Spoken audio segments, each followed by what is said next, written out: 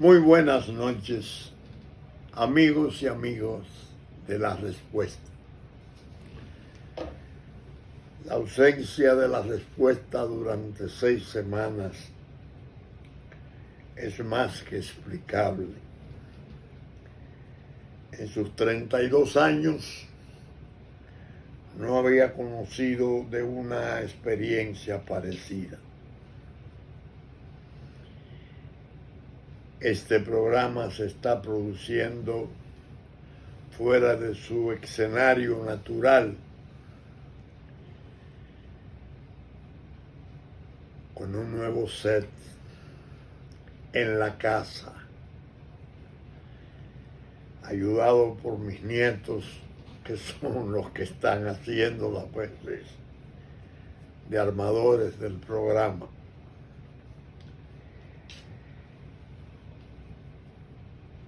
Yo creo que era necesario hacerlo como lo hice, replegarme algunas semanas con el propósito de, paradójicamente, aprovechar la Cuaresma para reflexionar, para pensar, escribir mi blog La Pregunta cada miércoles,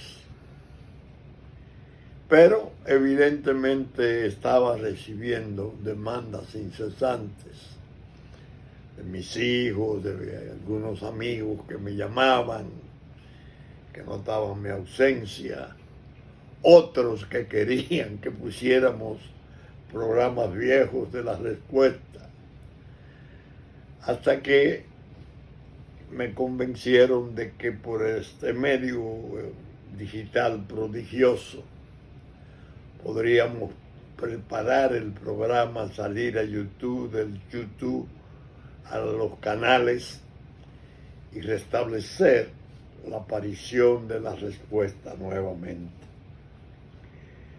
Durante esas 6 semanas que hablo de reflexiones y de que escribí en mi blog La Pregunta, solo les voy a leer los títulos de esas preguntas de las 6 semanas. El 25 de marzo del 2020 escribí: mi cuerpo está en cuarentena, mi mente no. El día 1 de abril escribí: de la pandemia, los límites constitucionales y los estallidos previsibles. El día 8 de abril escribí: el encierro social y su útil reposo. El 15 de abril escribí: el oasis silente de la cuarentena y las vivencias. El 22 de abril escribí: abril como umbral y como presagio. Y el 29 escribí bajo este título: no son vacuas ni nostálgicas mis reminiscencias de cuarentena, son partes sensibles de mis presentimientos. Con ello quise hacer una tarea de orientación, partiendo de mis vivencias y reminiscencias de hechos y circunstancias muy conflictivos, en los cuales participara en mi larga vida. Pero será ahora en la respuesta donde iré fomentando, comentando y ponderando esas preguntas para tratar de describir cómo yo recuerdo los viejos peligros malamente superados y abundar sobre los nuevos peligros que tenemos de frente. Creo que me resulta obligatorio darle desde aquí un abrazo fuerte a todos los seguidores de La Respuesta. Y claro, explicar algo de la nueva escenificación de La Respuesta. Es un tiempo muy duro, es un tiempo difícil, trágico si se quiere. La pandemia es un azote planetario y esa televisión internacional ha hecho un trabajo formidable para propiamente darlo en tiempo, en online, darlo cuando ocurren las cosas, a conocer a la humanidad, y nos enteramos de los distintos pueblos abatidos, algunos de ellos de altísimo desarrollo, como ese enemigo, esa partícula invisible, microscópica, mantiene al mundo arrogante, poderoso. El mundo que tiene sus sabios están explorando la posibilidad de habitar al planeta Marte. Le llega este enemigo invisible y lo pone de rodillas. Creo que es un tiempo muy duro y es necesario orar. Lo he hecho permanentemente como nunca antes. Por eso cuando se iba a hacer el nuevo escenario en la casa, mis nietos me preguntaban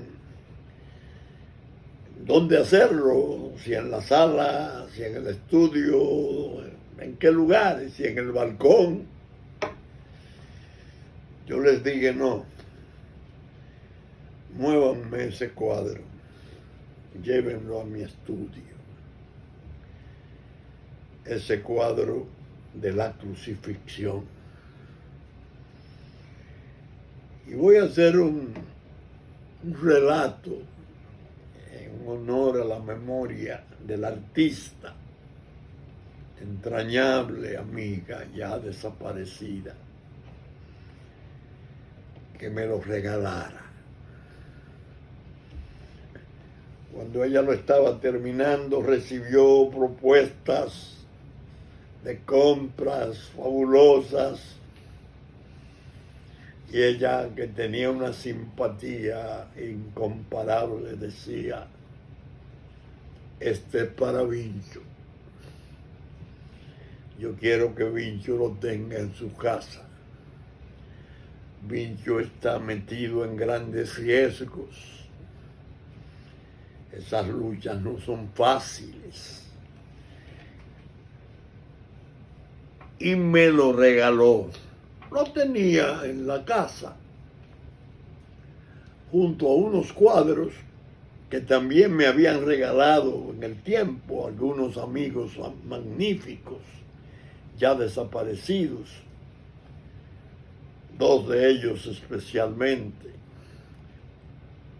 dos cuadros. Uno, Samuel Conde, padre, mi entrañable amigo Samuel Salustiano Conde Sosa, inolvidable amigo, un Hernández Ortega, cuadro precioso, a raíz de la inauguración de la oficina nuestra, que ahora nos mudamos de ella aguardando la construcción de una torre en la que tendremos un piso de nuevo alojamiento. Y un Prat Ventos que me lo regalara mi entrañable amigo de siempre, Manuel Pitaluga. Este de Eurídice Canaán Fernández, mi amiga querida, yo lo recibí con la gratitud y la alegría, pero confieso que yo no soy un experto ni un aficionado crítico de arte, nada por el estilo. Me emociona una pintura importante, pero... Y ocurrió que en el año 97, 96, 97, Leonel Fernández visitó mi casa y andaba con él un joven crítico de arte que se había radicado en México. Perdí el nombre, ya lo preguntaré, y que había tenido un gran éxito en México como crítico de arte, que no es poco triunfar en México un extranjero, y menos en ese campo. Entonces, el joven se puso a ver las pinturas. El Hernández Ortega, magnífico como siempre, lo alabó. Los aguacates de Prat Ventos también son cuadros magníficos. Cuando vio se quedó mirándolo fijamente y me preguntó, ¿quién pintó esto? Yo le dije, mi amiga Eurídice Canaán Fernández, un regalo muy generoso que me hizo. Entonces me dijo, ¿me permite usted opinar? Digo, ¿cómo no? Un hombre joven, muy amable. Eso es lo mejor que usted tiene. ¿Cómo así? Yo confesando, de cierto modo, con mi asombro, mi ignorancia, ¿no? Fíjese, esa crucifixión es interesantísima. Entonces me la fue describiendo, obsérvenla ustedes. El caballo, las ancas del caballo, las ancas blancas, el poder, el potro del poder, los soldados. Observe que el mal ladrón, no el buen ladrón, no está crucificado, está simplemente maniatado con unas soguillas. En cambio, el buen ladrón está crucificado como Jesús, con los clavos en las manos. Interesante, el artista estaba interpretando el sacrificio mayor, la prueba de la cruz, la prueba del perdón, la prueba del amor. Y dice, observe, el manto de María lo logró, así como logró el rostro de dolor comprimido de Jesús. Pero dése cuenta cómo el artista estaba trabajando. Todo lo que está del lado de María y el apóstol Juan es luz. Allá están las montañas, de la esperanza. Todo lo que está hacia el potro del poder, los soldados, el mal ladrón, que es poder puro, observe cómo es de sangre, negruzco de sangre. Ella era una artista magnífica. Siéntase complacido y agradezca que le hayan hecho ese obsequio. Entonces yo a mis nietos les dije, no, si lo vamos a hacer en la casa, vamos a hacerlo debajo del cuadro de Jesús en la cruz, porque el momento se presta para tenerlo bien cerca en las imágenes, bien cerca en el espíritu, en el amor, en el corazón, porque son muy graves las cosas que están amenazando al mundo. Es más, la prueba severa que está dando la pandemia del coronavirus al mundo, la gran lección, no es solo revelar la insignificancia del hombre, que es tan vanidoso y arrogante hacia alarde de su ciencia y de sus progresos. Es una lección que sirve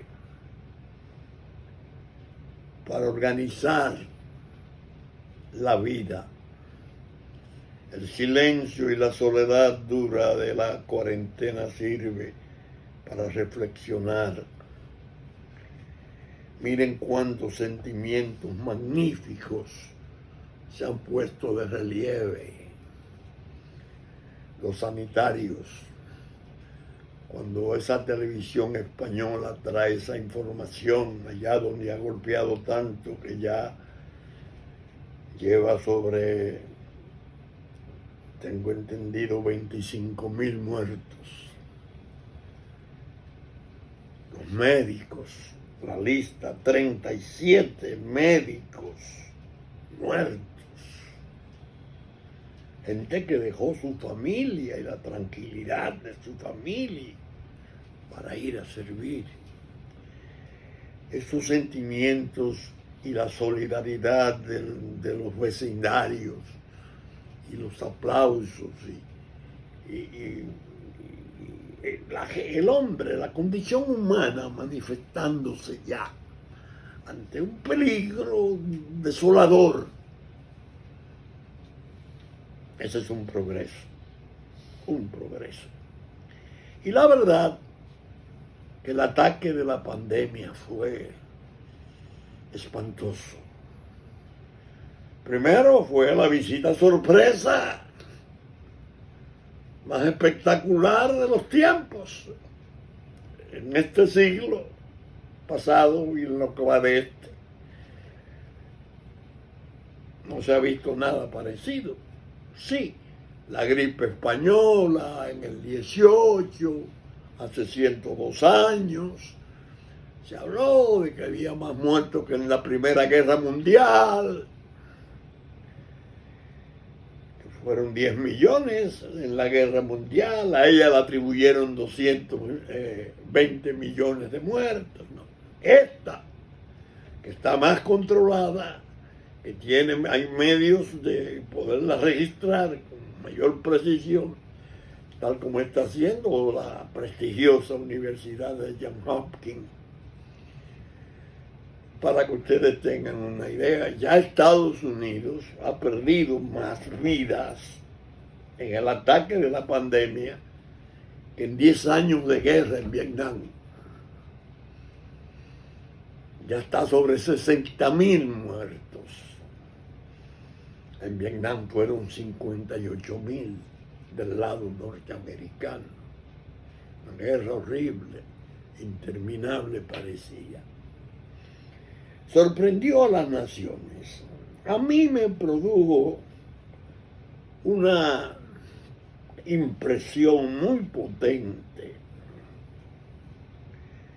una expresión del presidente de China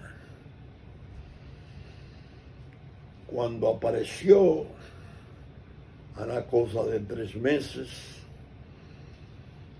no sé si sería enero, principio del año, y dijo, al referirse al virus, es un demonio. Lo vamos a combatir y lo vamos a vencer, fue su expresión. Pero me quedé con la calificación de demonio que había hecho el jefe del Partido Comunista Chino. Y hicieron cierre, queda, aislaron ciudades, millones de gente. Bueno, lo dominaron, según dicen, y parece que es así. Y ahora aparecen en relación al resto del mundo con lo que podría alguien entender que es una especie de superioridad comparativa. En Wuhan, en la ciudad donde explotó, y a ellos que lo afectó por primera vez, ha desaparecido. Italia, España, Francia, hasta la propia Alemania, Estados Unidos, afectados gravemente, luchando con este demonio. Hay que hablar del presidente chino. No tiene medicamentos para su cura. Se está intentando usar medicamentos, fármacos alternativos, que el que se usaba para la malaria, que el que se usaba para la artritis, que el otro que se usaba para tal o cual otra cosa. La ciencia y los médicos están abnegados, luchando por sanar. Y el demonio haciendo su efecto terrible, sobre todo porque tiene masas objetivos que atacar, los más vulnerables. La edad, la mayor edad, es una precondición fatal, o trastornos de salud previos, cardíacos, diabetes, obesidad. Es decir, un campo extensísimo para hacer estragos. Y naturalmente los laboratorios y los gobiernos haciendo esfuerzos inmensos, inversiones tremendas por la vacuna. Pero la vacuna tiene su protocolo y las pruebas, primero en animales, después a los humanos, y si produce o no efectos colaterales, tiene muchas restricciones. Y eso me hizo a mí recordar, y lo voy a traer a la respuesta hoy, como una reminiscencia. En el año 72, 73, oigan eso, yo era un aficionado, un asiduo oyente de la BBC de Londres, en un radio de onda corta que tenía en la cabecera de mi cama en el campo. Era una BBC muy superior a la actual. Y había periodistas importantísimos, Anatol Goldberg y una argentina, María Elena Echegaray. Eran programas fabulosos. Yo decía que oír esos programas de BBC de entonces era como asistir a una universidad de gran renombre, por la calidad, por el nivel de los trabajos que se preparaban. Y contaron algo que yo ahora se lo he estado comentando a mis hijos. En la India, uno de sus quebrantos inmemoriales ha sido la lepra, especialmente en las capas más vulnerables de sus parias. Un quebranto terrible que en la antigüedad era el terror del mundo. Un leproso, la lepra. Y había en la India, en los 74, cuando hablo, un hospital de leprosos. Un médico hindú muy bien formado, había estado formándose en Oxford, pero muy médico, muy dedicado a servir. Viendo el drama de toda aquella gente comida por la lepra, muriéndose, esperando la muerte, sin remedio, recordó que en los almacenes de su hospital de leproso había una cantidad de un medicamento llamado talidomida. Era un antigripal que se satanizó porque era altamente efectivo, pero cuando lo usaban mujeres embarazadas era aterradora la frecuencia con que los hijos nacían sin brazos, sin piernas, solo el torso. Fue una cosa horrible, eso espantó al mundo. Y se produjeron protestas a escala mundial. Bueno, el medicamento del diablo se proscribió. El médico hindú, en un alarde de caridad desesperada, hizo un ensayo. Tomó todo el talidomide que había almacenado ya sin uso en su hospital y comenzó a administrárselo a los leprosos. Para asombro de todos,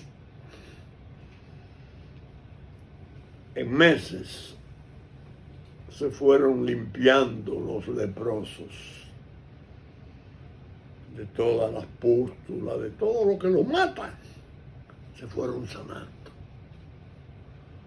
Eso trajo un conflicto y una especie de debate mundial.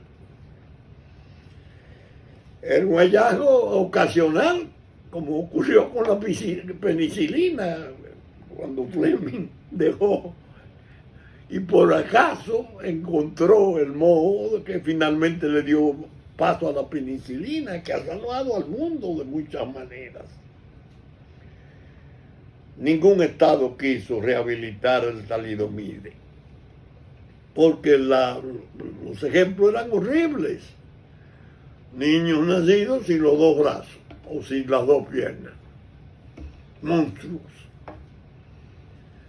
Entonces Brasil, recuerdo Brasil y India y la India conservaron la posibilidad de usarlo con regulaciones especiales. Solo lo podrían administrar con la responsabilidad directa, con consecuencias penales serias del director del centro médico. Y nunca se le podría administrar a mujeres embarazadas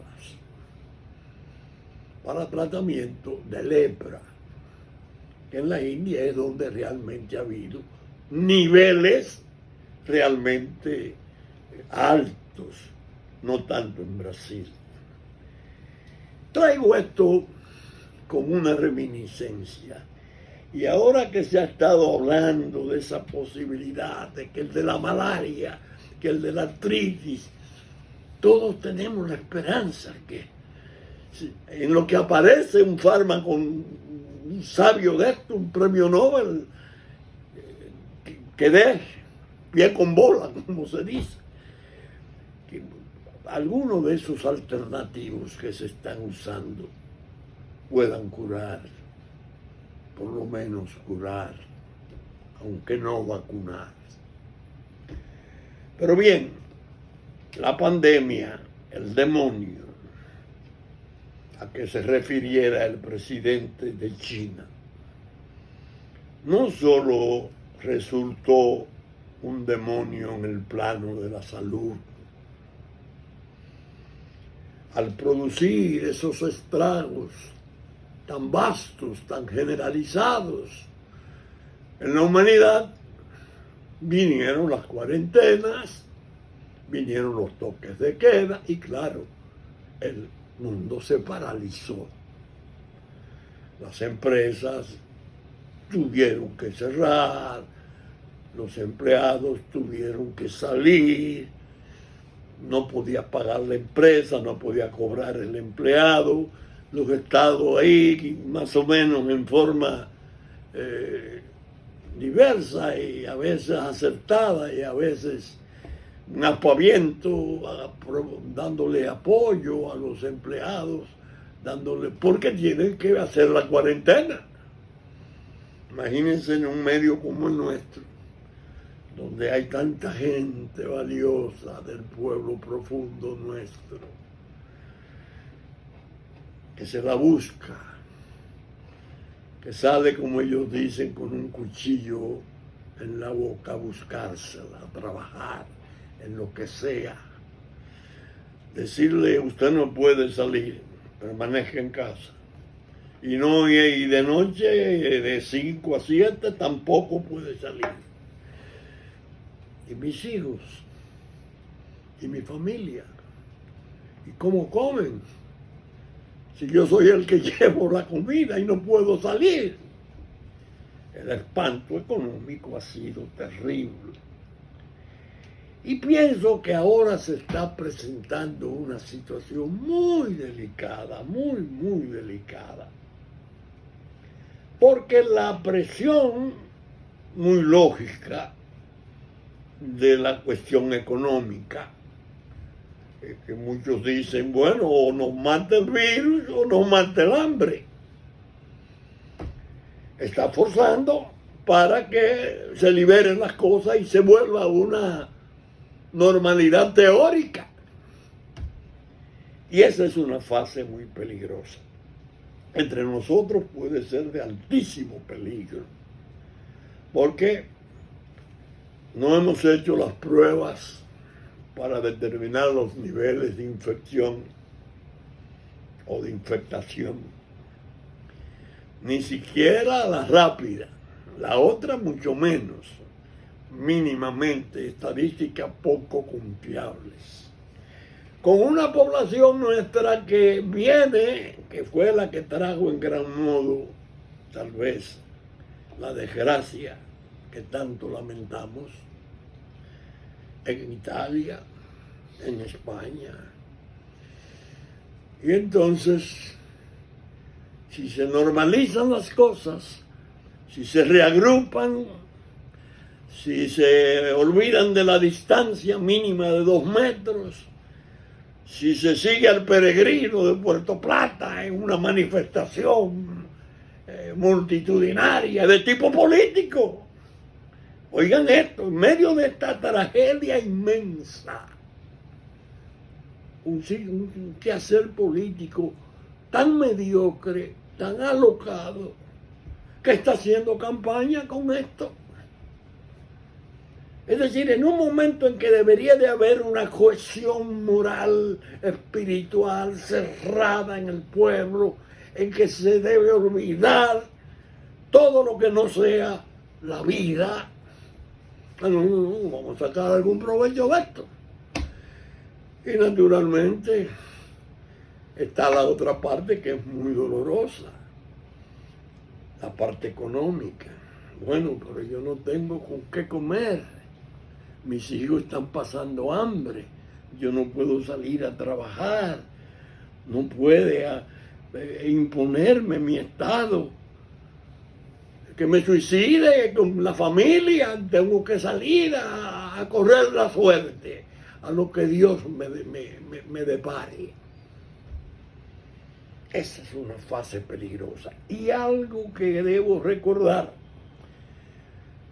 existe lo que se llama el rebrote, que se dio con la pandemia, la gripe española. El rebrote del otoño mató más que la entrada misma de la gripe aviar de entonces. Entonces, el problema es decidir.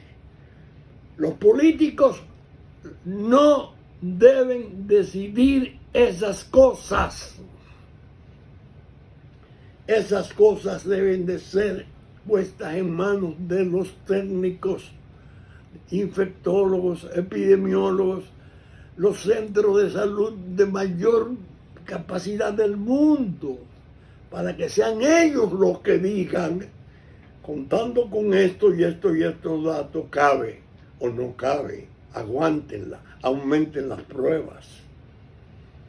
No, todo el mundo anda detrás de una colina. Vamos a allanar la colina porque la curva que sube entre los infectados y los muertos, bueno, una serie de artilugios, muchos de ellos por pura ignorancia, más que por malicia o maldad. Viene esa fase delicada. ¿En cuáles meses? Mayo, junio, julio y agosto. Dios mío, es la tercera dimensión de la tragedia nuestra. Porque tenemos que cambiar la autoridad. Los que gobiernan tienen que salir conforme a la Constitución de la República, ineluctablemente el 16 de agosto de este año. Creo que 102, 101 días, lo que falta. Ay, Dios. ¿Qué hacer entonces? La Junta Central Electoral está ahora en una fase compungida. Ya he oído a algunos de sus miembros admitiendo como que había un error, como que ellos fueron víctimas de las cosas que pasaron en febrero, marzo y octubre. Y entonces convocan a los presidentes de los partidos políticos, pero determinan con autoridad reenviada para el 5 y el 27 de julio, como si fuera una audiencia penal, una corte que dice, esta audiencia queda reenviada para el 5 de julio y el 27 de julio. Los testigos quedan todos citados. No es así, porque hay una pandemia actuando. Hay un azote de la salud y está la vida de por medio. Entonces yo digo, ese arrepentimiento, yo leí que uno de los miembros de la Junta dijo que ellos mismos habían resultado víctimas de los errores, del desastre de su centro de informática, que fue un estercolero,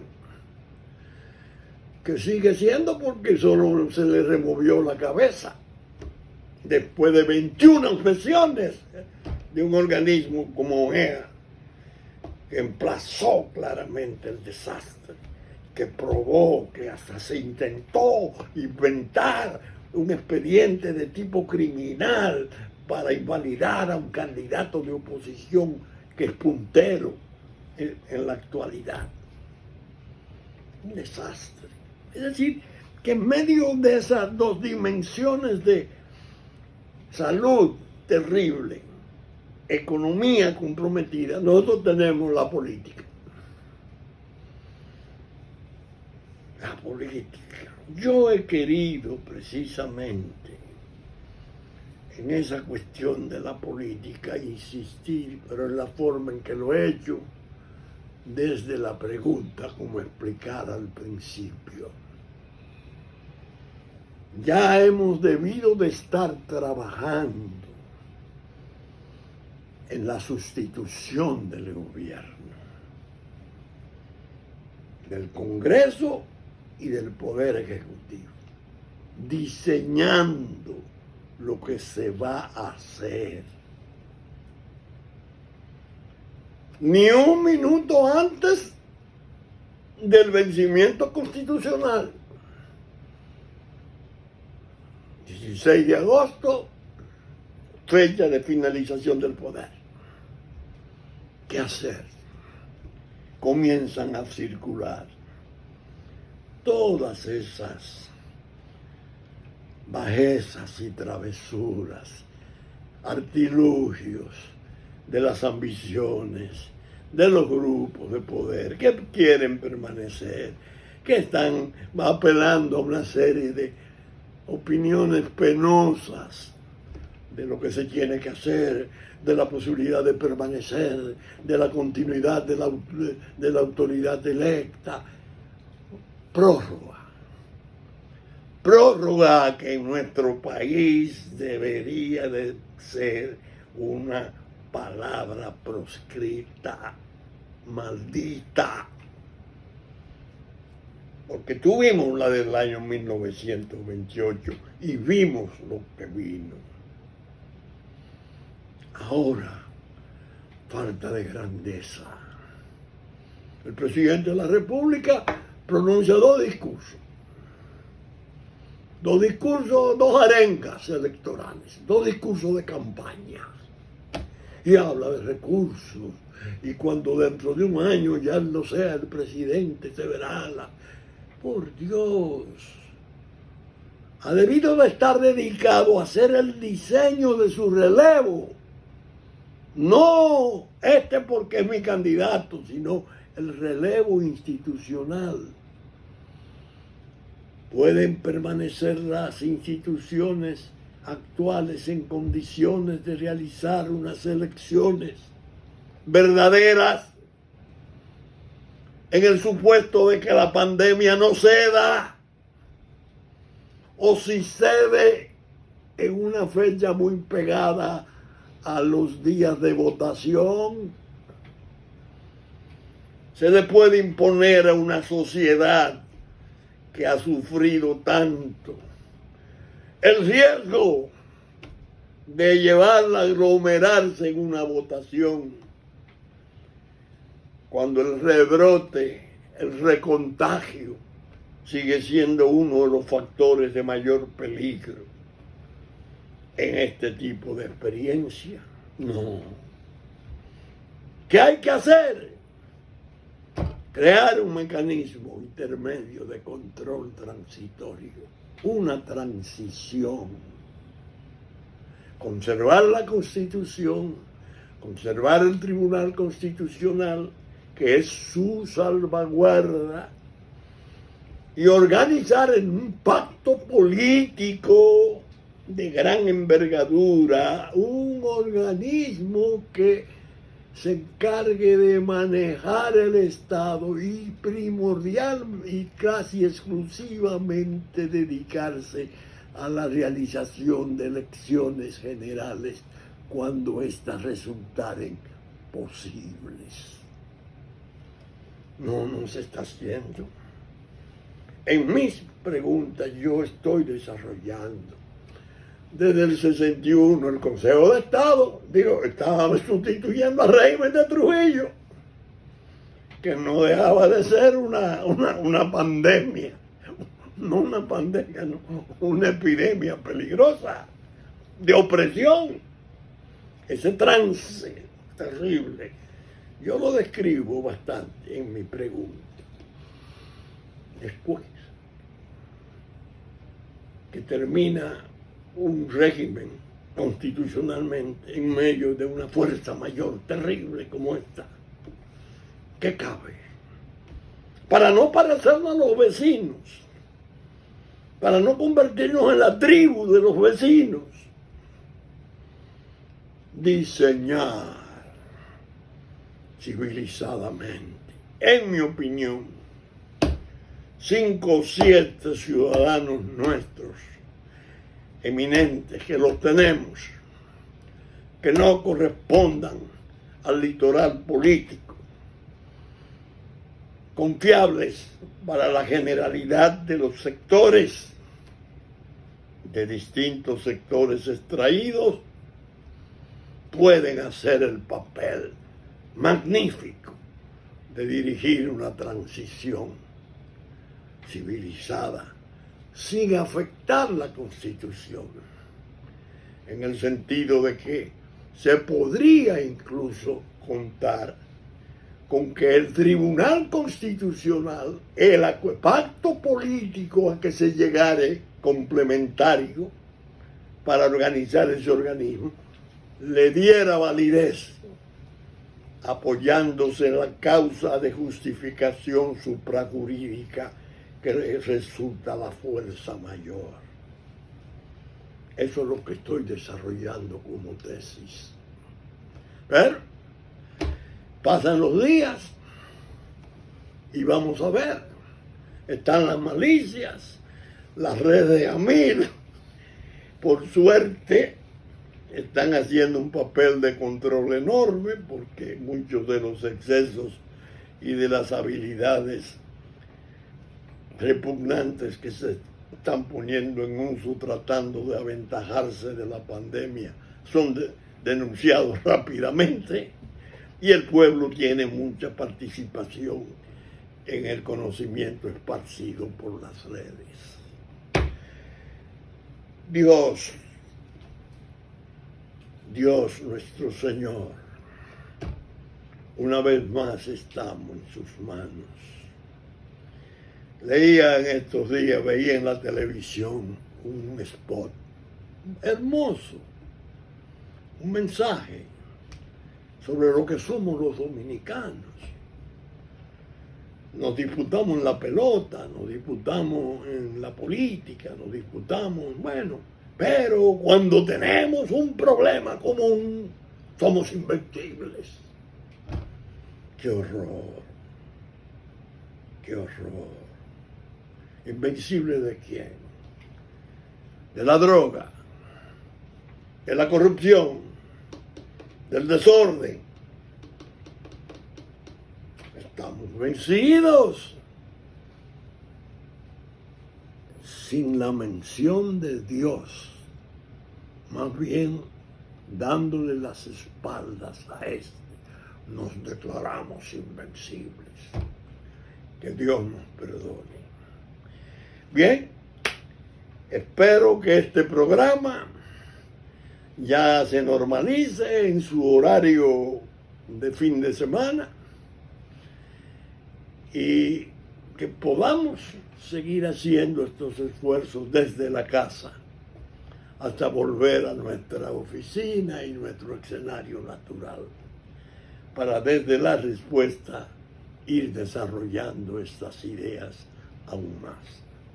Muy buenas noches y muchas gracias por la atención prestada.